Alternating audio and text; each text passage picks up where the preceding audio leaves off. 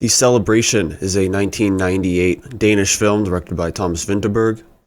It is the first Dogme 95 film, and if you're unfamiliar with that term, it's essentially a film movement which was co-created by Vinterberg and Lars von Trier, which is essentially meant to strike out or provide an alternative to extravagant Hollywood filmmaking. The point of Dogma was to place certain filmmaking restrictions on a movie and allow the creators to kind of focus on what they might consider to be core elements of filmmaking without extra trappings and a lot of technical work to help buoy the film itself. You can find the rules online, like even Wikipedia has them. They basically have to do with, no extra assistance for the camera, it must be handheld, has to be in color with no special lighting, and no post-production sound editing, stuff like that. The goal is basically return to fundamentals, just have the fundamentals available to you. So this movie makes me ask, when is ugliness a good thing? Because if you're watching the movie, the camera quality is not great. The image itself does not look pretty. Compared to a movie you might watch in a theater or something, it might look borderline unprofessional in a certain way. We have to talk about meeting the film's goals, because that's generally what a movie is going to be going for. It is generally going to make decisions to support its premise, support its themes, support its ideas, something to that effect. There are no hard and fast rules in film. You don't have to do this. It would be very rare for a movie to not support itself and have that work out well. So of course the goal is not to produce something subpar, to produce a movie that looks ugly. That's not the goal of Dogma. The goal is to produce a good film without relying on elements that aren't fundamental, like writing, acting, the simplest stuff. The idea is the simplest stuff can make a good movie. So then we'll talk a little bit about what the film is about to begin with. It's about a messed up family secrets, people whose lives have been irrevocably changed by those secrets. There's a lot about the film that produces discomfort in the audience. Sometimes it's the lighting or lack thereof. All natural lighting, of course, for Dogma's rules. But the lighting is still used for effect. The way people behave, of course, the actual events and secrets that are revealed are all very discomforting. The way people react to them. These fundamental things like the writing, the performances that are unchanged by the Dogma rules. Those are the core elements. They are still used to provoke a feeling of discomfort, unease, disgust in certain ways. And it's really reinforcing these things right off the bat with the way Michael reacts to Christian upon seeing him on the side of the road, right? He first is rough with his wife in the car, kind of yelling at her a little bit, and then he backs up. He plays very roughly with Christian in a very odd way outside the car. So this is, the second scene, basically. So it's very quickly establishing that just through behavior, disregarding any technical stuff that may or may not look rough, that there's some element of discomfort, that people are not behaving in a healthy way, or at the very least in a strange way. The discomforting behavior continues throughout, of course. There's plenty of stuff with Michael. Basically everything with him is a little bit psycho, sometimes a lot psycho. Helene attempts to kind of play off Christian's speech, his initial revelation of the sexual assault, as a joke. The fact that the guests are so at ease at singing the racist song a little later on, very uncomfortable. I mean, it's, I'm sure you could list off every scene and talk about uncomfortable elements in them, but my point is more, you can tell based on those fundamental things that Dogma does not affect, that discomfort is key to the film, and that's perhaps the key emotion that's being projected by it. And that's through just the regular filmmaking, unaffected by Dogma rules. And you make decisions to support your film's goal. So the main one that at least sticks out to me is the camera, just because I'm thinking about how can you use like an ugly camera to support your film's goals. And this is a great example because you've got discomfort there already. So then the camera work helps reinforce this discomfort in a few different ways. I think it happens right off the bat in the very first scene. So we start off with like our establishing shot of Christian walking down the road by himself through the fields, talking on the phone.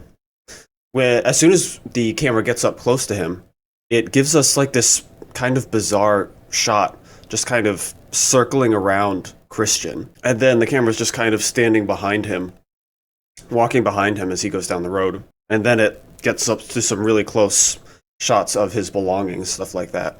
And at least to me, that strikes me as a very strange shot to start things out with. It's very discomforting, I think. It throws me off as an audience member, at least. There's, anytime really there's a physical scuffle, there's a very shaky, kind of hard to follow camera, which I suppose you could argue is not a good thing. Perhaps you could argue it's bad operation or something to that effect. But, you know, when Michael is wrestling with Christian in the subsequent scene, the second scene, the camera is a little disorienting as Michael's kind of jumping on Christian. And to me, at least, I think that backs up the discomfort of the fact that Michael is playing weirdly aggressively with Christian. And the camera is also being like a little bit shaky and maybe a little bit discontinuous in a couple of the cuts. So I think that reinforces discomfort in that scene well, too. When Michael's running down the stairs and goes by Helene and they meet for the first time in the house, that's coming right off a pretty still frame from higher upstairs of Christian and Helene talking. And then we kind of just get thrown running into their confrontation, Michael and Helene's. So the camera's used there to kind of like pick up the pace suddenly, throw us into the tension of the two meeting each other. This is kind of like part editing, part camera. But the moment where Helene kind of jump scares the attendant with the letter, it kind of kicks off like a triple hit of water-based images. Was it triple? Whatever, I don't know. It kicks off like the shot of Michael falling in the shower, and I can't remember Christian's girlfriend's name. I can't find it offhand. But her popping out of the tub, too. Kind of emphasizing discomfort surrounding Helene's attitude. And Helene's attitude, of course, is reinforced throughout that she, you know, kind of pushes problems down instead of resolving them. And this is kind of another example of trying to treat the letter as something not very serious, even though she clearly thinks it is. So again, there's plenty of examples throughout the film of the way discomfort is reinforced. But just to throw out a few examples of, you know, this is the film's goal, the discomfort. This is how the film uses the camera to reinforce that discomfort to meet the film's goal, even without something that looks pretty, even without something that looks nice.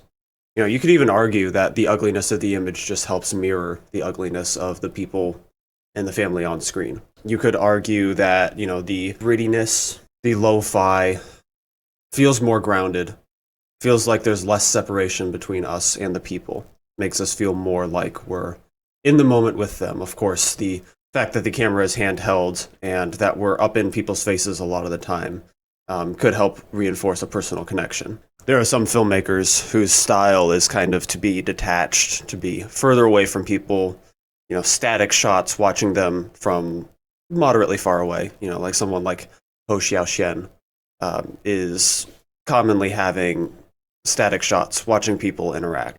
The camera moves with the action. The camera follows people in this film, and it's kind of like not letting us get away from the ugliness that we see on screen. And like I said earlier, I could totally imagine someone watching this and just not being able to get past it. I could imagine people having issues with the way certain moves come across.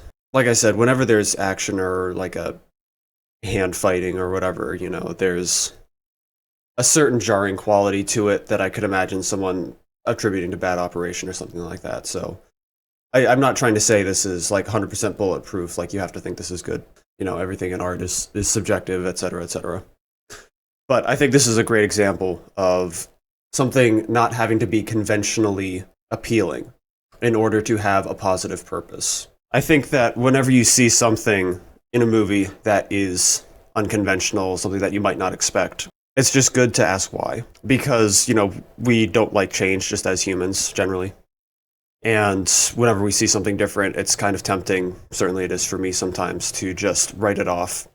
Just to say, don't like it, don't want to like it, really, don't care about it. And, you know, sometimes it just takes some movie like this, which is just gripping, to me at least, and just makes you consider, like, through brute force of just great execution, that, you know, maybe something traditionally unappealing has its appeals, has its purpose, and is really fantastic execution in its own right, even if it's unconventional.